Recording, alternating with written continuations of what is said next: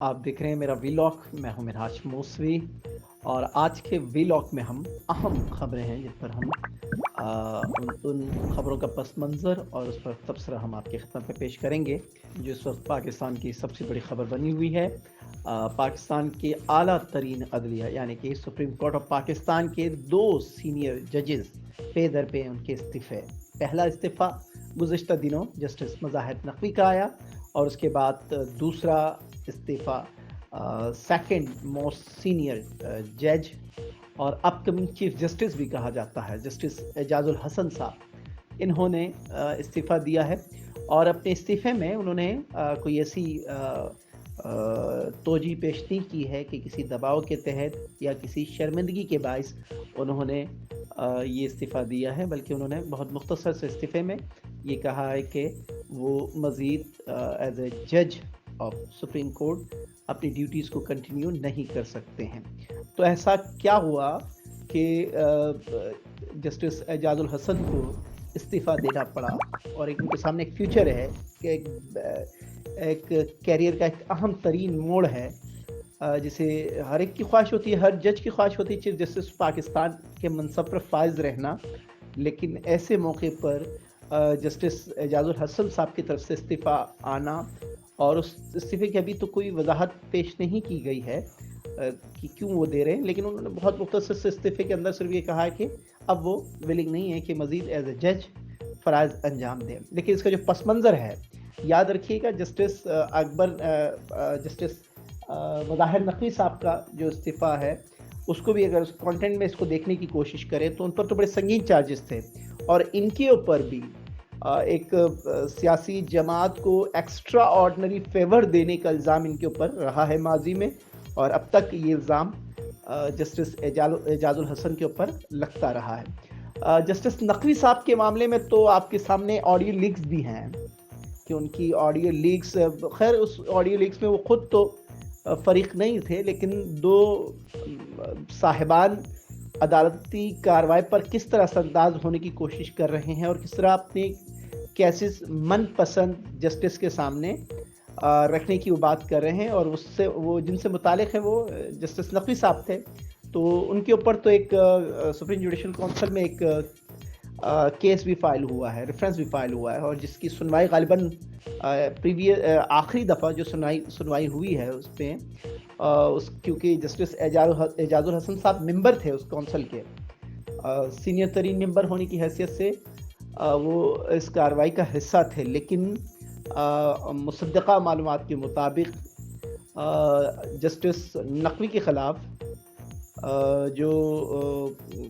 जो रेफरेंस था उसमें वो पेश नहीं हुए जस्टिस एजाजुल हसन साहब और उन्होंने एतराज़ किया कि जो तरीक़ेकार अपनाया गया है जस्टिस मुज़ाहिर नकवी के ख़िलाफ़ उस तरीक़ेकार को वो दुरुस्त नहीं समझते हैं और वो उसका हिस्सा नहीं बने। तो इस तरीके से एक कनेक्शन जुड़ता है और ख़ुद इनके ऊपर भी इसी तरह के संगीन नौयत के इल्ज़ामात पाकिस्तान की तमाम सियासी जमातें, सिर्फ एक जमात को छोड़कर, अभी मैं उसका नाम लेना मुनासिब नहीं समझता हूँ, चले अगर नाम ले भी लें तो उसमें क्योंकि कोई बात देखी छुपी नहीं है। पाकिस्तान तहरीक इंसाफ और इमरान खान बिलखुसूस उनको बहुत ज़्यादा फेवर और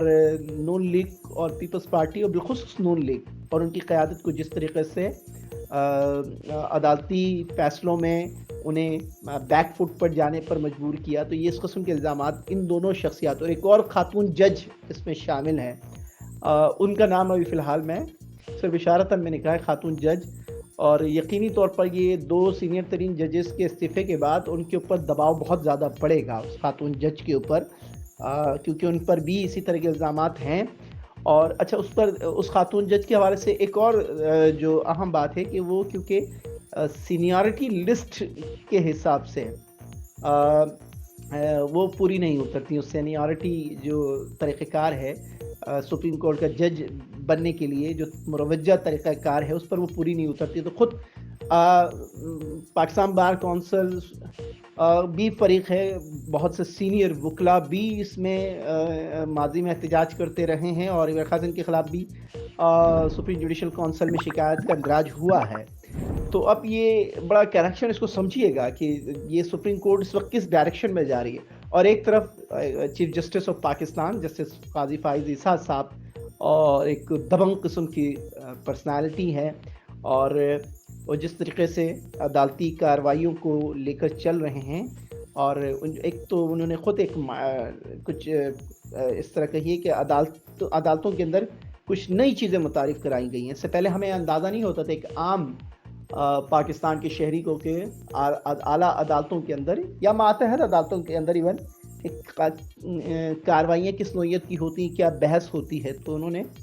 یہ ٹرینڈ سیٹ کیا کہ تمام اہم جو کیسز ہیں اسے یا تو ٹیلی ویژن پہ براہ راست دکھایا جائے، یا پھر سپریم کورٹ کی جو اپنی ویب سائٹ ہے اس پہ ایٹ لیسٹ ان کارروائیوں کو براہ راست دکھایا جائے. تو اس پر انہوں نے عمل درآمد شروع کروایا، اور کئی کیسز اس وقت پاکستان سپریم کورٹ پاکستان کی ویب سائٹس پر بھی براہ راست اس کی کوریج ہو رہی ہے. تو اچھا یہ بھی یاد رکھیے گا. اچھا اس وقت جو اہم بات ہے کہ ان دونوں ججز صاحبان کے اوپر یہ کہا جاتا ہے کہ کیونکہ ان کے اوپر پریشر تھا کہ مظاہر نقوی صاحب کے پاس تو آپشن ہی کوئی نہیں تھا. اگر ریفرنس آگے بڑھتا ہے اور الزامات درست ثابت ہوتے ہیں تو ان کے لیے سب سے بڑا خطرہ یہ تھا کہ ایک تو وہ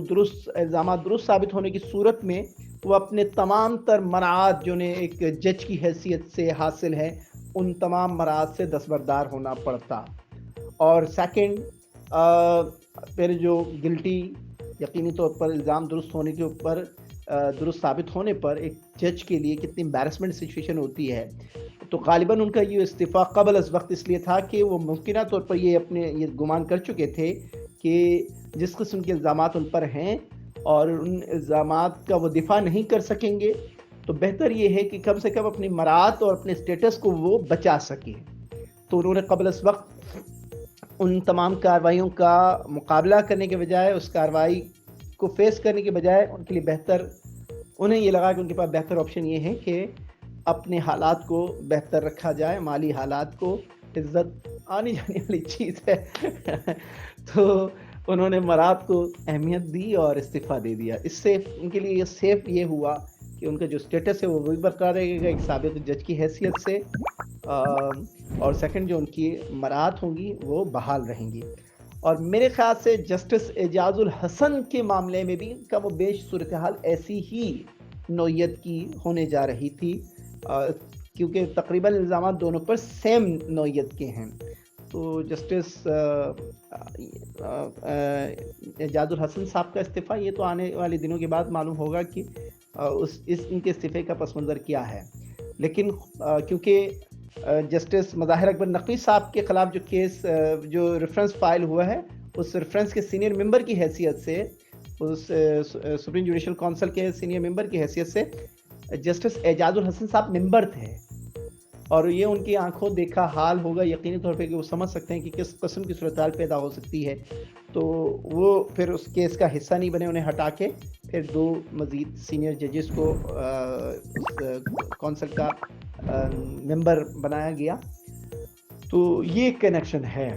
کہ میں بھی کہ آئندہ چند دنوں میں یہ واضح ہو جائے گا. لیکن کیونکہ الزامات ہر ایک پر لگتی ہیں، جیسے